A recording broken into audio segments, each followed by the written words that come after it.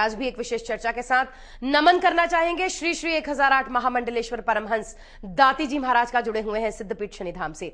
दाती जी, आपके कमल चरणों में कोटि कोटि नमन है, अभिनंदन है, हार्दिक अभिनंदन। हनुमान जी की उपासना से शनिदेव प्रसन्न होते हैं।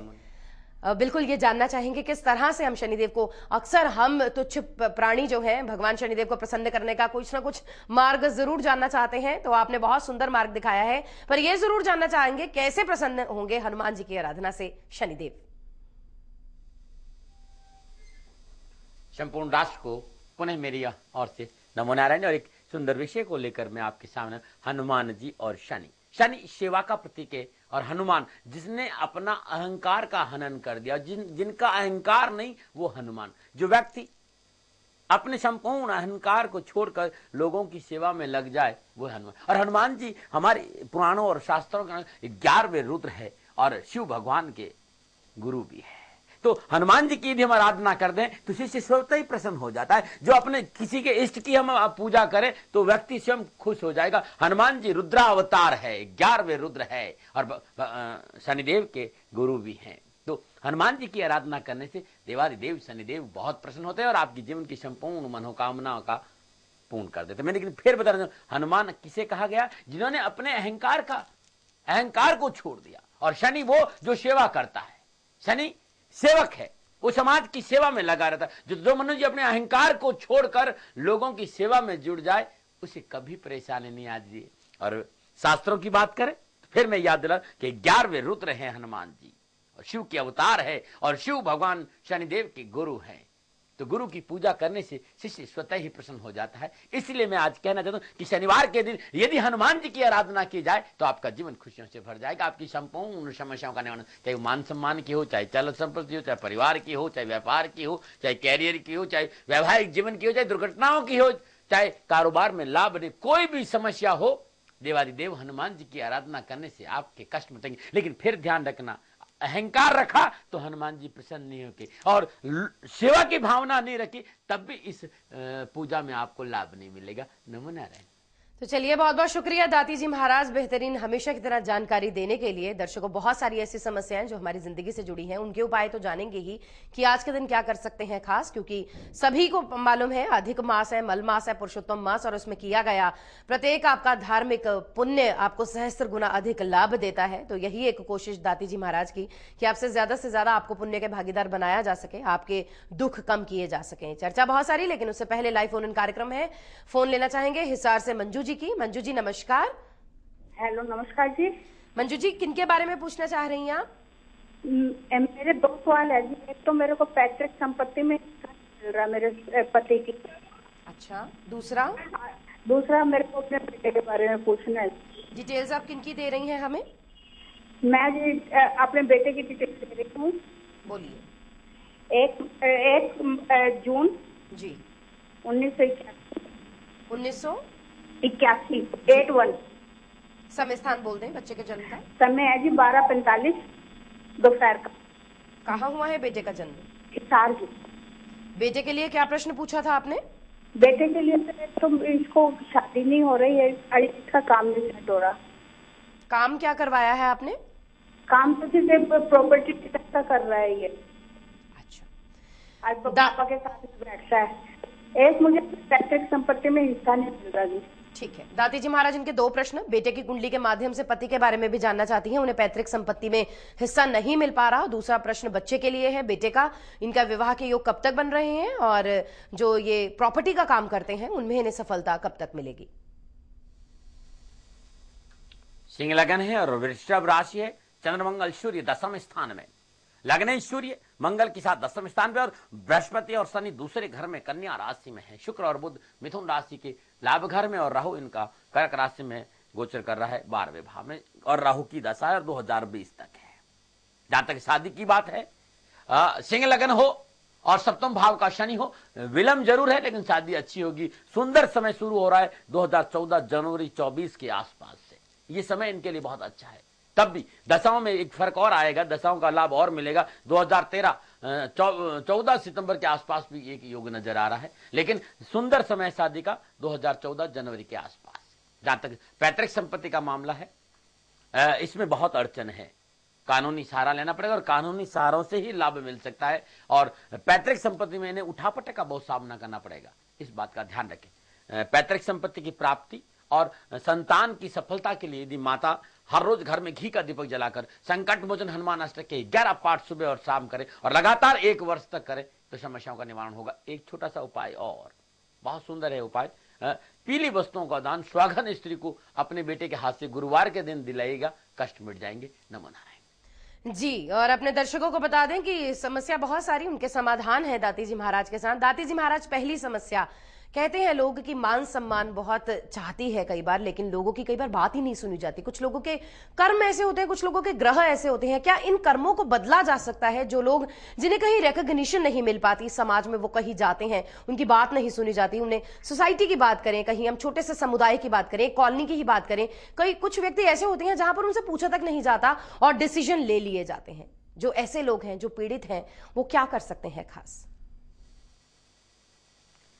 धैर्य का पालन करते हुए मंगलवार और शनिवार के दिन ये पूजा करते हैं तो कर्मों में अनुकूलता आएगी और सफलता अवश्य मिल जाएगी और मान सम्मान की प्राप्ति होगी। मंगलवार के दिन या शनिवार के दिन पूजा प्रारंभ करें, लगातार 40 दिन करें। हर रोज नित्य कर्म से निरोध स्नान उपरांत गीले कपड़ों में 9, 11 या 21 श्वेतार्क के पुष्प, आग के पुष्प, सफेद आग के पुष्प हनुमान जी के श्री चरणों में अर्पित करें, अवश्य लाल में। और हर रोज ओम हम पवनंदनाय स्वाहा, ओम, हर रोज ओम हम पवनंदनाय स्वाहा, इस मंत्र की 5 माला जाप करना अति अनुकूल और अति लाभकारी रहेगा। नमो नारायण। बहुत बहुत शुक्रिया दाती जी महाराज उन लोगों के लिए। हम चाहेंगे आपको भी अपने समाज में मान सम्मान यश कीर्ति मिले। आप ये उपाय कीजिएगा, फिर अपने जीवन में फर्क महसूस कीजिएगा। नरेश जी नमस्कार, फरीदाबाद से कॉलर जुड़े हैं, बहुत बहुत स्वागत है। डिटेल्स आप बोल सकते हैं। ऋषि जी, मैं अपनी बेटी के बारे में पता करना चाहता हूँ, उसकी शादी और जॉब के बारे में। उसकी डेट ऑफ बर्थ है 4 सितंबर 1988 जी।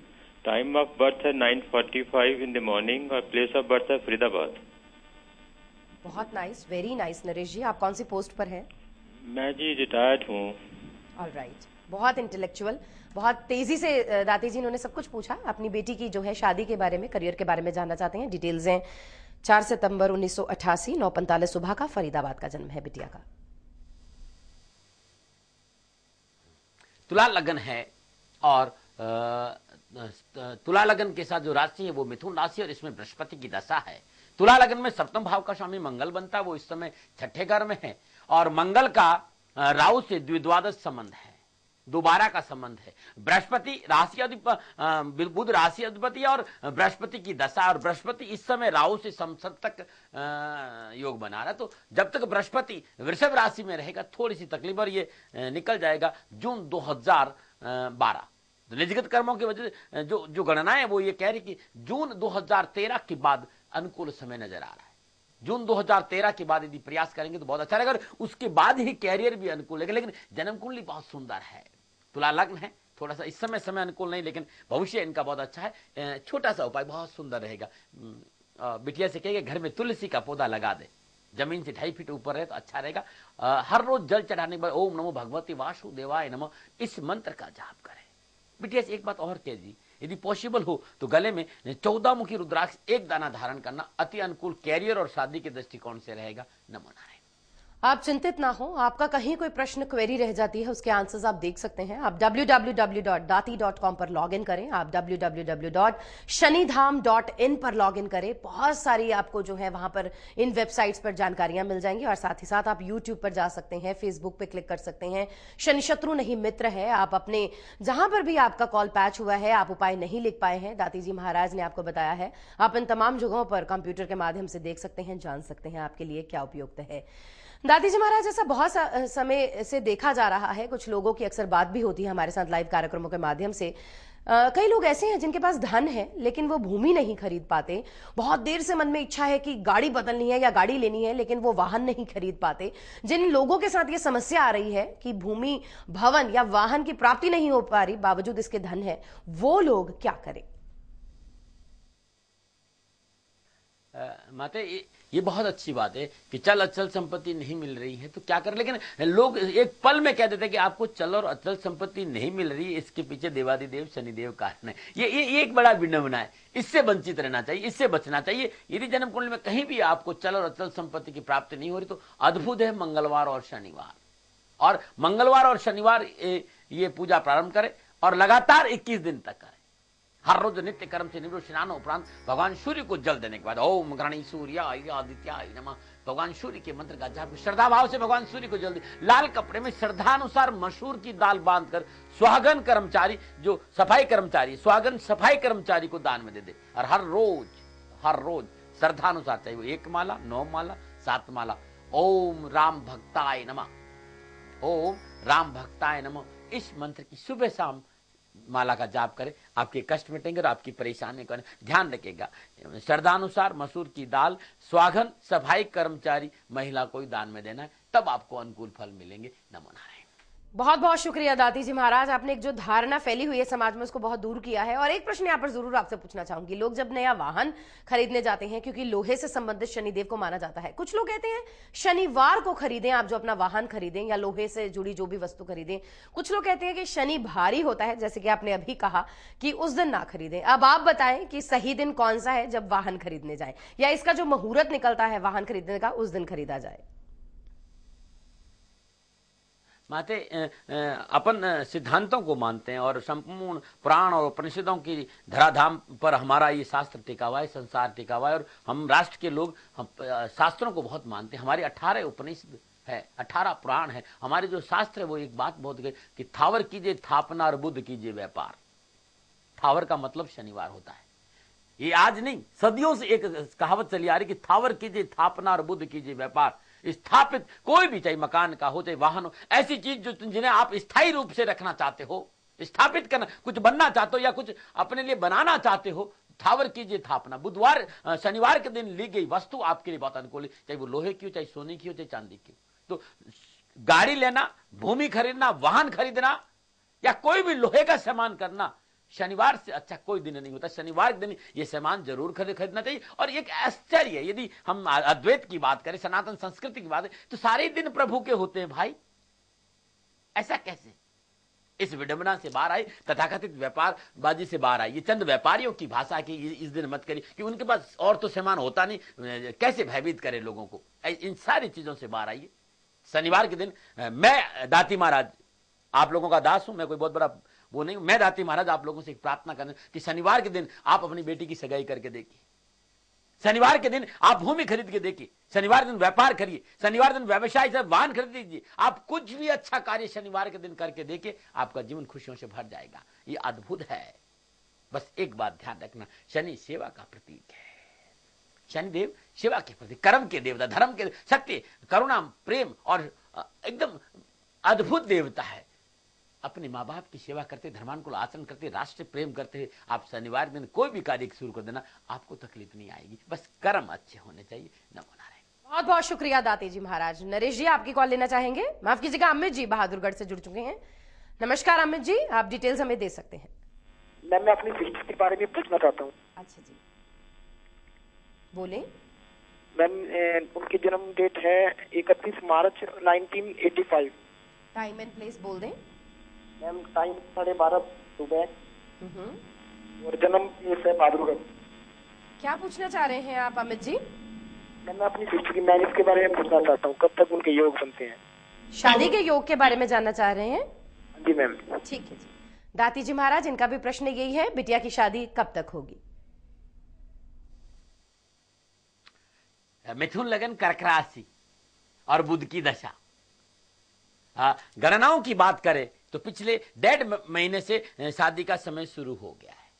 वैवाहिक परिस्थितियां बनने, क्योंकि गणनाएं सारी संकेत यही दे रहे कि शादी का समय हो गया। लेकिन दाती महाराज एक छोटी सी बात, क्योंकि मिथुन लगन है, बुध सूर्य और शुक्र 10वें स्थान में, और सप्तम घर का स्वामी बृहस्पति वृषभ राशि में, और वृषभ राशि में बृहस्पति अनुकूल फल नहीं देता है। मेरी छोटी सी प्रार्थना है गणनाओं के आधार पर कि आप यदि 2013 मई के आसपास, 14 मई 15 मई या